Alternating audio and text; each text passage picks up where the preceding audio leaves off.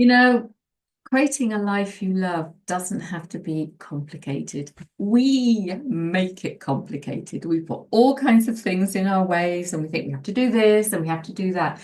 So I'm just going to give you five, five really, really, really simple things. Except I know what's going to happen because when I journal about this kind of stuff, and I think, well, that's a really, really simple question. And I get in my journal and like, God knows how many pages later, I'm like, yes, look at all those things that came up. But we have to start somewhere. So I'm going to give you five steps. The first one is reflect and ask yourself, what does a beautiful life look like to me? What does a beautiful life look like to me? And you might want to add in, how might that feel if I was living that beautiful life? That's a great question. Declutter. Oh, I love a bit of decluttering. So let go of what no longer serves you, whether it's physical, emotional, mental, or spiritual. Just think about what it is and let it go. Now, I know this is really hard, and we tend to keep all of our clutter and baggage with us. But life gets easier when we think about stuff that doesn't serve us and we let it go and we go, you know what? It's not my life anymore. And it does get easier. The letting go and the decluttering does get easier. And my best advice is to start with the physical clutter. Go to a drawer, open up the drawer, take out some stuff that you don't need, either give it to charity or chuck it in the bin. Just get rid of stuff. Embrace joy. So every day, find pleasure in something small. A walk, a smile, a good book.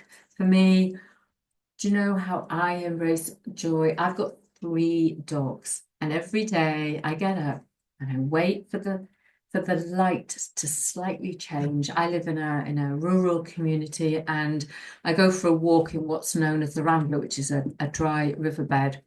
And I have seen things like wild boar. Rabbits don't bother me. We have things called ibex, which are mountain goats. They don't bother me, but I definitely don't want to meet a wild boar. So I have this theory that if the light comes up, they've gone to bed. That's probably a load of rubbish. But when I start that walk with the dogs, they're sniffing and yeah, I'm so excited that this is the start of their day, and it really brings a massive smile to my face.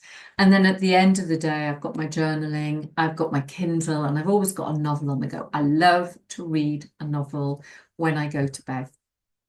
That's just like two really simple things. And then connect, surround yourself with people who uplift and inspire you. Why would you want to be in a room with somebody who drives you insane, whose energy is awful, and you walk away and you just think, oh, that was not any fun. So be with people who really, really, they connect with you, they understand you, they're on the same wavelength as you, they love you, they're kind. Maybe they can pick you up on some of your funny things, but they are the right people for you. The rest of them, I did this earlier, get rid of them. You don't need that kind of energy in your life. And of course, if we're going to do anything, we have to take action.